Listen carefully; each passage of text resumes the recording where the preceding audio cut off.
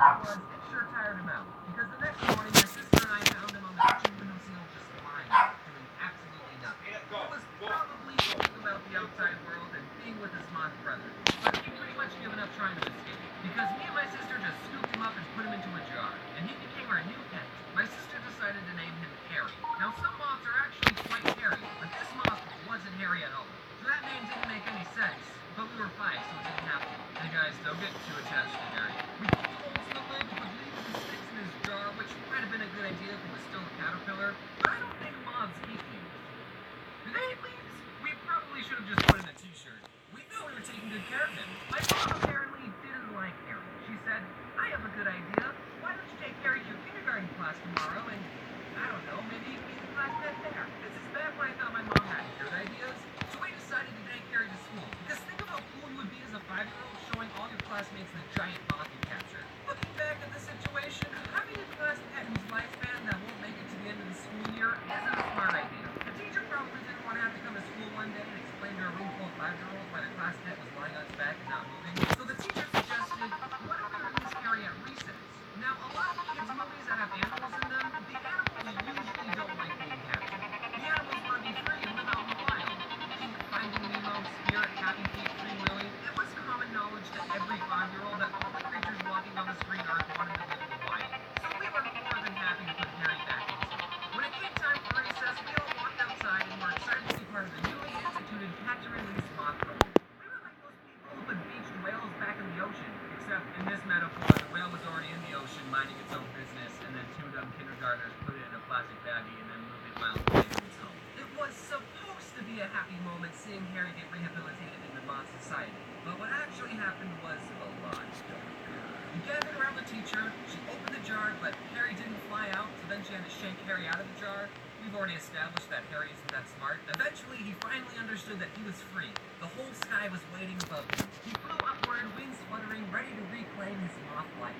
Well, turns out there's a good reason giant moths only come out at night. And that's mostly because of camouflage and the fact that their predators are asleep. Harry had neither of those advantages at our playground in the middle of the day. Not 10 seconds had gone by when a bird from a nearby tree swooped down and grabbed Harry in his beak. Harry was a free moth for a beat. Growing up, my parents didn't have cable television at all in the house. Now, in this modern day and age of online content, some of you are living perfectly content lives without cable. I know I am. But you have to understand, in the early 2000s, online video wasn't a thing. Yeah, YouTube was created in 2005, but what did that have? This guy at a zoo? That's lame. So being an early 2000s kid, you had to get your cartoons through the TV. And if your parents didn't pay $65 a month to get cable, then you didn't get the channels with SpongeBob, Jimmy Neutron, or Courage the Cowardly Dog. The only thing you got was this green brother and sister called PBS Kids. And whatever these things were. PBS Kids stands for Public Broadcasting Service. Kids. That meant all the shows on PBS Kids were government or privately funded. So the shows on PBS didn't really have any commercials per se, but they did have the same sponsorship ads that would play a message before every show. If you grew up on PBS Kids, then Juicy Juice and Where a Kid Can Be a Kid is just engraved in your memory. And also, every show would thank you, the viewer, for watching, and I think that's really nice. So, everyone watching this, you're welcome. I'm kinda glad my parents didn't buy cable. Because instead of spending hours of my time watching mindless television, I spent hours of my time watching television with morals and math. Yep, a lot of shows on PBS were either educational or taught you how to be a good person. The shows I'm gonna mention had pretty crazy concepts, but the conflicts in each episode were very down-to-earth and slice-of-life-y, almost like the shows were made for children.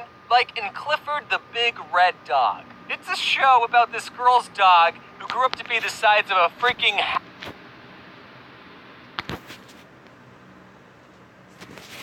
house for no reason except for the fact that the girl loved the dog so much that he grew up to be a monster. So that means if your dog is normal sized, you don't love it enough. And it probably doesn't love you. So yeah, a giant red dog is a pretty weird premise, but the episodes were about everyday things. Like this blue dog feels bad that he tore up his owner's sweater, and his friends tell him to just be honest, and he does, and everyone's happy. Or the episode where this new dog moves into town, but he's missing a leg, And then Clifford and his friends have to learn that having 3 legs still means you can accomplish a lot of things any normal human can do. I mean, dog. And I rate this show a 10 out of 10. Next is Dragon Tales, the show that made dragons kid-friendly.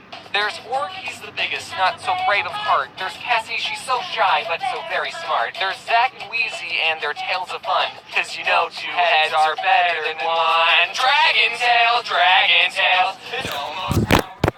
The show was pretty similar to Clifford. The characters would spend an episode learning everyday things like how to do a cartwheel, or they would try to make it rain so they could show their friend what a rainbow looks like. And there was also this grandpa dragon who knew Spanish for some reason. Don't come too close, niños. And that wasn't the weirdest thing on the show, actually. There was also a dragon character in a wheelchair, which, just like Clifford, is a good character because it teaches kids that disabled people are still people who can accomplish a lot of things. But I think it's a weird combination of 2 things. A dragon, a mythical beast known for destroying cities, in a wheelchair? If you wanted to stop a dragon from destroying your city, then you just don't install wheelchair ramps anywhere.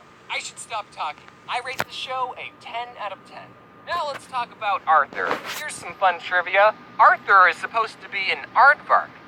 Personally, I don't see it. Basically, it was a show about Arthur and his other furry friends learning lessons, but Arthur tended to tackle more serious subjects than the other 2 shows. Like, they have episodes where DW hears her parents get in a fight and she worries about them getting a divorce, or the episode where Arthur Falcon punches his little sister, and even having to deal with someone you know getting cancer. What? Cancer? The character gets treatment and lives, by the way, because it's a kid's show. 10 out of 10. Next, let's talk about my favorite show on PBS Kids. Cyber Chase. Cyber Chase, we're moving, we're beating the hacker at his game. Don't come in This show didn't teach kids morals or how to properly treat the disabled. It taught them something far more important. Meh. Cyber Chase is set inside a virtual computer world, and this one character named Motherboard was supposed to be the queen/protector of this world, but she sucks at her job because the villain of the show, Christopher Lloyd, infects her with a virus. So now these 3 kids have to go on adventures using math principles to thwart the bad guy's plans to save Motherboard. Motherboard? Motherboard?